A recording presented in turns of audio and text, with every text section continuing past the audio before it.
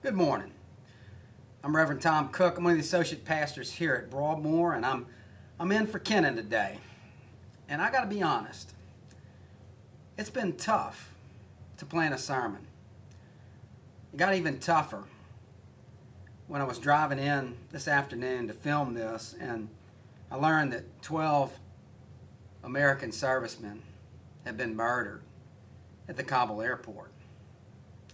We're in a sermon series on Corinthians, and the chapters I'm supposed to address are 5 through 7. And if you're participating in the 1 Corinthians study, you would have done chapter 2. And the title of that is Relationship Status. It's complicated. And I'm going to talk about complicated relationships, mostly about how complicated and difficult and hard the relationship is to have Christ living in us.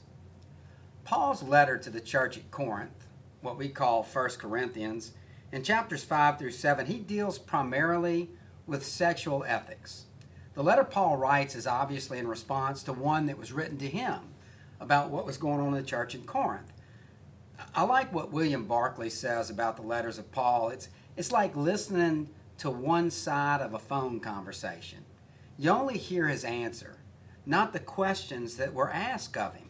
So we look at his answers, we can take them out of context, and we can miss the point that he may be trying to make. He's given advice on some really complex issues, and in chapters 5 through 7, we don't know what the other side of the conversation is. Obviously, someone's asking, should I get married or not?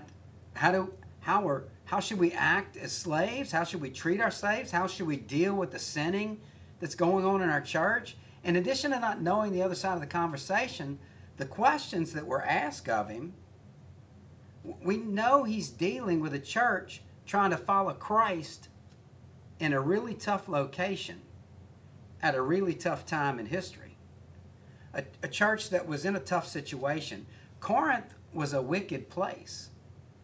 You know, I listened to Elaine's sermon last week, and she told you that Corinth was a seaport, and that even though there was a small Jewish community, Paul was building a church around the Gentile community. And it was really tough to do. There were lots of people coming through Corinth. It was a busy seaport, and people from all over the world came there. It was next to a little strip of land that was so narrow that instead of the ships sailing all the way around Greece, they would portage the boats and carry them over that small strip of land. Anyone sailing in the Mediterranean went through Corinth. And you can imagine what was going on in that city with all those sailors and traders coming through. Corinth had a reputation. Paul knew they needed a church there. The Greek word is Korinthia, and I'm mispronouncing that, I'm sure, but y'all don't know. But it meant to live like a Corinthian, which meant to live with drunken and immoral debauchery. If a Corinthian was shown on the stage in a Greek play, he was usually drunk. They had a temple to Aphrodite, the goddess of love, and they had over 1,000 priestesses who were sacred prostitutes. They would come down in the evenings and ply their trade. Some biblical scholars tell you that included male prostitutes too. This was a place of loose living and screwed up morals. You know, there's a Greek proverb that said, it's not every man that can afford a journey to Corinth. It was an evil place, and Paul has started a church there, and he's trying to keep a lid on things. Being a Christian in Corinth was hard. The members of the church in Corinth had a hard time remembering that Christ was living in them. The relationship with Christ was complicated. Paul has a member of the congregation that's sleeping with his father's wife. He has people participating with the temple prostitutes. They thought because Christ died for them and gave them grace that they were forgiven and everything was allowed. He has men abusing young boys and abusing their slaves. He has married people refraining from relationships because they think it'll make them more holy. Corinthians took it to heart when Paul said, all things are lawful for me. They forgot that he said, but not all things are beneficial. What Paul is saying is that Corinthians should take seriously the notion of Christ living in them. they should take their relationship with Christ seriously. In 1 Corinthians, he says, don't you realize that the Spirit of God lives in you? He goes so far as to say, you have Christ living in you. Why would you join yourself with a prostitute? He tells them to think about, with every move they make, think about this. Is this what Christ would do? Is this how Jesus would interact with this person? He wants them to use whatever power, whatever privilege they have ethically, not to use people as objects or to treat them as anything other than a child of God, to see everyone as a child of God. Sometimes it's hard for me not to look at other people as other than a child of God. I forget how Jesus would interact with people that I come in contact with. You know, how do I treat the people I work with? How do I treat the people that work for me? Do I see them as a child of God or something other? Do I pay them a living wage, provide adequate benefits, or do I look at them as a child of God or something other? How do I treat people I work with here at the church? Do I treat them as a child of God or something other than that? Do I treat them as the other because they have a different idea about something very controversial? Do I see them as the other because I disagree with their politics? It's hard to be a Christian, to remember that I have Christ living inside of me. A few years ago, my ex-son-in-law did something that really hurt my daughter. He really hurt her deeply. Life for her was really tough for a while. She struggled. And nothing will make you madder at someone. Nothing will generate more hate in your heart than when someone hurts your child. It was hard for me not to see him as the other and to remember that I have Christ living in me. I run into a lot of people in my real estate appraisal business, and I have an associate that had a trucking business that had some shady contacts. When he heard what had happened to my daughter, he's a good friend of mine, he came to my office and he asked me if I wanted to have him beat up. He said, I know people, and I can have him beat up. I'm ashamed to admit I was tempted. I have since come to a better understanding of him and his struggle, and I realize how much better off my daughter is now and how happy and better adjusted they both are. What she went through strengthened her faith, and God used it for good. But when it happened, it was a time in my life when I had trouble remembering that I was a Christian and to remember that I had Christ living in me.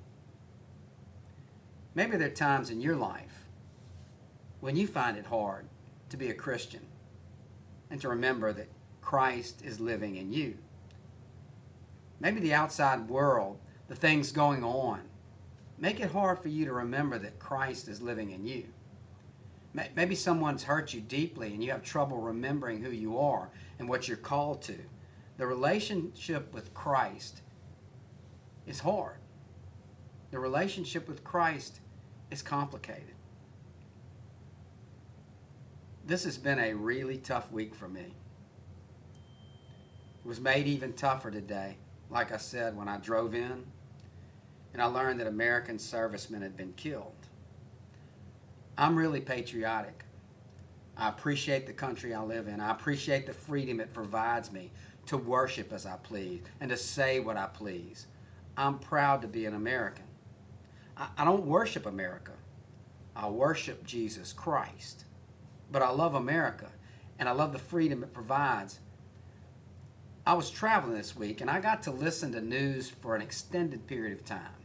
I've got Sirius Radio in my truck, so I can listen to all the news channels. I go back and forth from CNN to NBC, NPR to BBC to Fox. I listen to what's going on in Afghanistan, and it's really easy to see lots of folks as the other. It's hard to remember that Christ is living in me. It's hard to be a Christian. The relationship gets complicated. I have to be honest, I'm angry. I'm angry about what's going on right now. I'm mad and I'm frustrated. I know some of you are too, because I've talked to you about what's going on. It may be hard to remember that you have Christ living in you. When I listen to my elected officials and bureaucrats giving briefings and telling me that we don't know how many United States citizens are there, we don't know how many need to be evacuated, it makes me see that person as the other. When they tell me that everything is orderly and things are going smoothly, and reports from people on the ground are telling me that it's anything but smooth, that it's very dangerous. In fact, people are dying.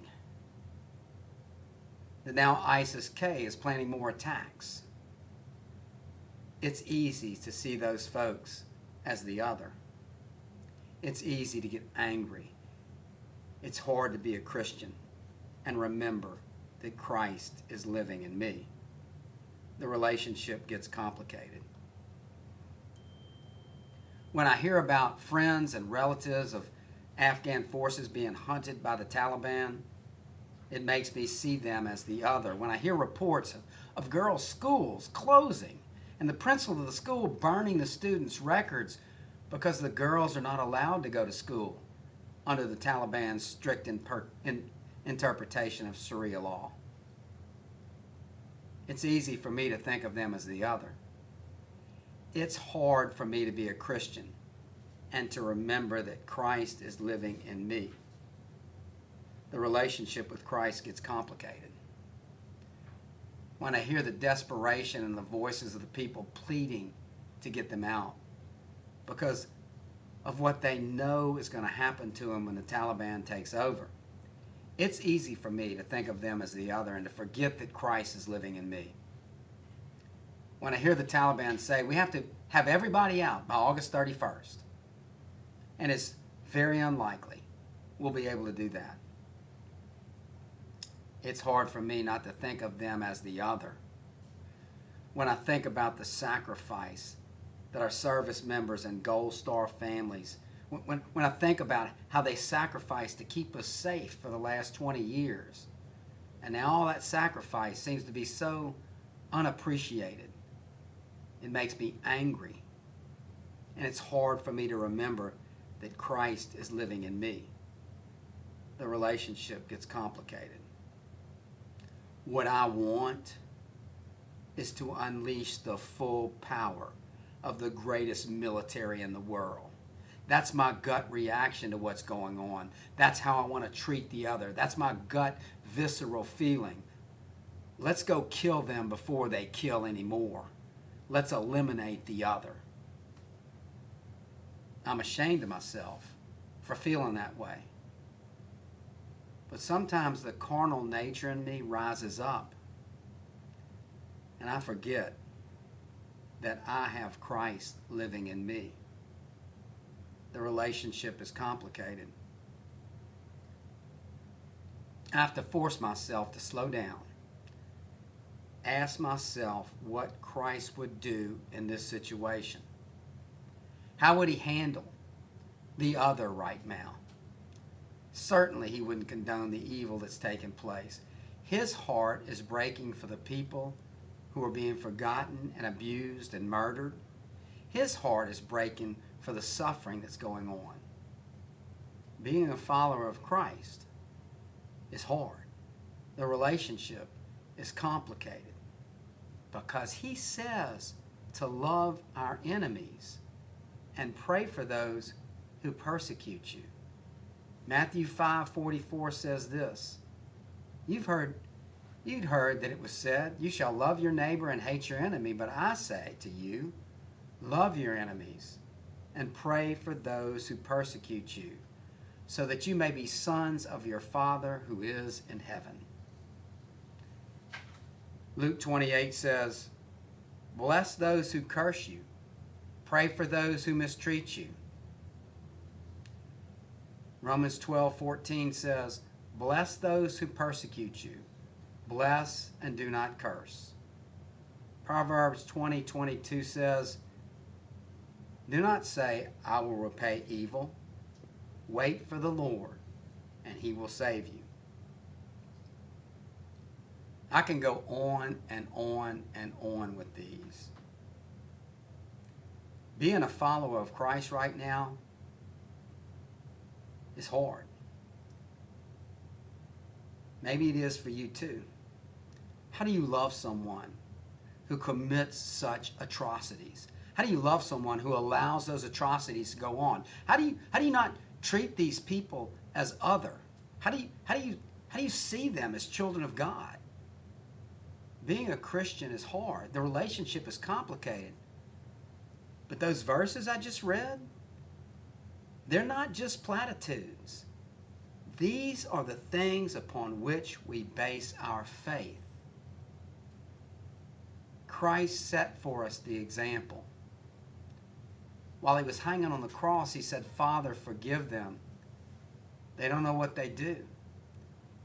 He died for the Roman soldier that was nailing him to the cross.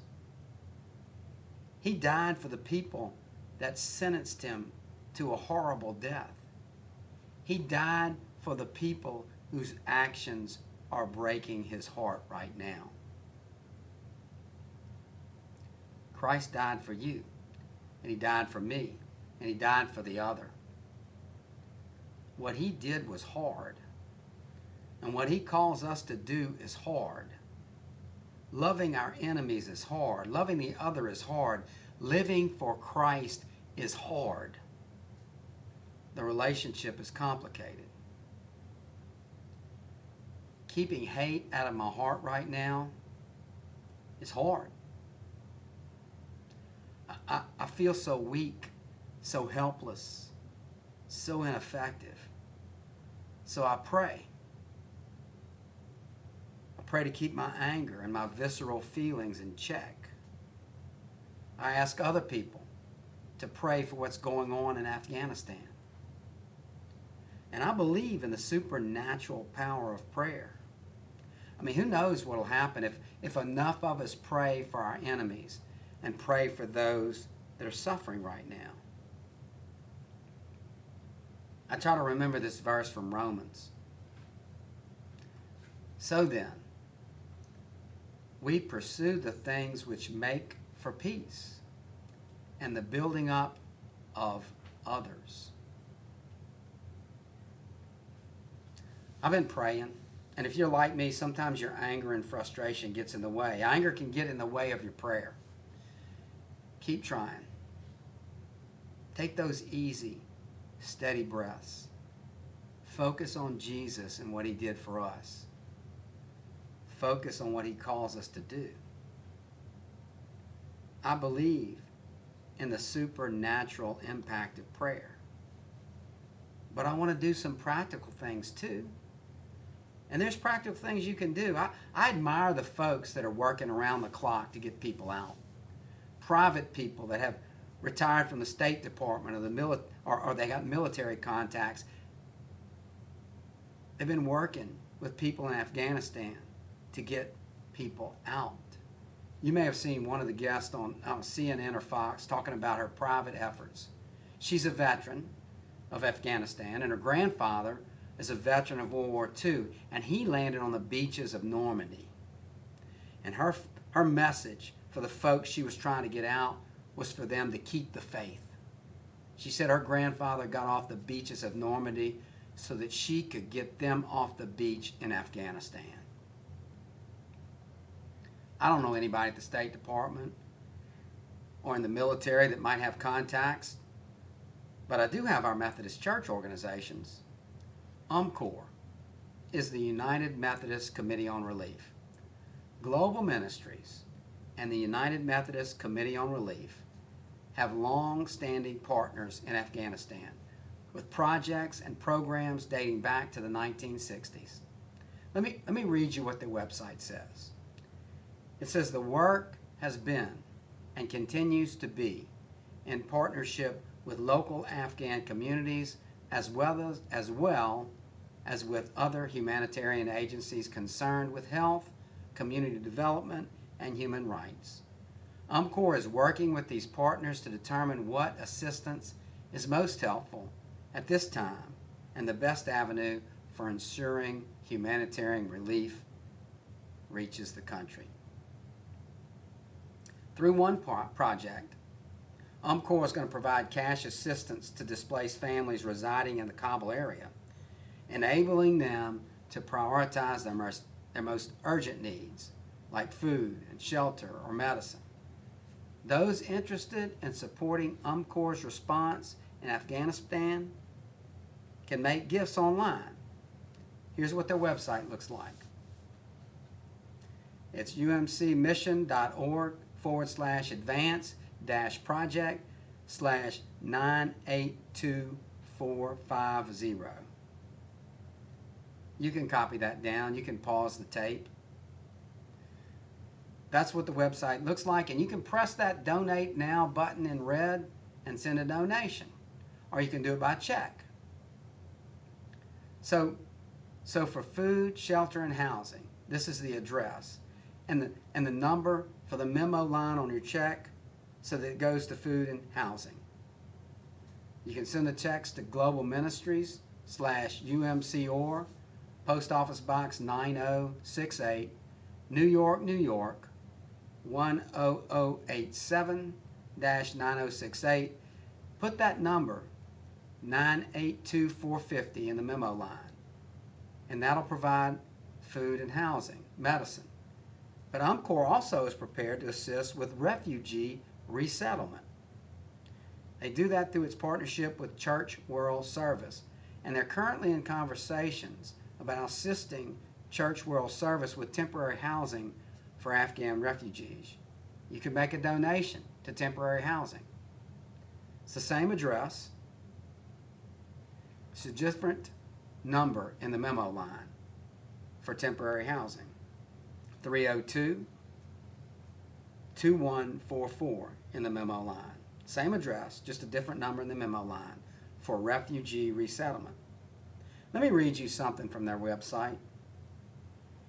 United Methodist Church is one of the denominations that helped launch Church World Service in 1945, and with CWS remains UMCOR's primary partner in refugee resettlement work, said Bishop Thomas Bickerton of the New York Conference, president of UMCOR. It's imperative that we continue this long-standing relationship as United Methodists by being active in this humanitarian effort. In the last few years, CWS has resettled thousands of refugees in the U.S. with visas issued under the U.S. Refugee Administration Program and the SIV program, a special immigration visa created by Congress to ensure that no U.S. ally is left in danger. There's a multitude of ways to help our veterans. There's the Wounded Warrior Project. The official site that can direct vets to services is the Louisiana Department of Veterans Affairs. Veterans and their loved ones can call 1-800-273-8255. They can press 1, they can chat online, or they can send a text message to 838-255 to receive confidential support 24 hours a day, 7 days a week, 365 days a year. Their website is vetaffairs.la.gov, VETAFFAIRS.LA.gov. Those are the practical things you can do when you get angry and you forget that you have Christ living in you. When that carnal nature rises up, pray. Do something constructive. Remind yourself that the relationship is complicated. My heart is broken for the people that are suffering in Afghanistan right now. I know many of your hearts are too. The reason your heart is broken is because you have Christ living in you. His heart is broken too. It's especially hard right now for us to be a follower of Christ. He would call us to love our enemies and to pray for those who persecute us. He would want us to pursue the things which make for peace and the building up of others. Having a relationship with Christ is complicated. Being a follower of Christ is hard. Let's pray. Father God, I ask for your hand of protection on those that are serving in Afghanistan right now. I ask that you give us the strength to pray for those who persecute us. Give us the strength to keep you in our heart instead of the hatred it's so easy to feel right now. Father, help us to be the people that you've called us to be. Help us to keep you in our hearts. Amen.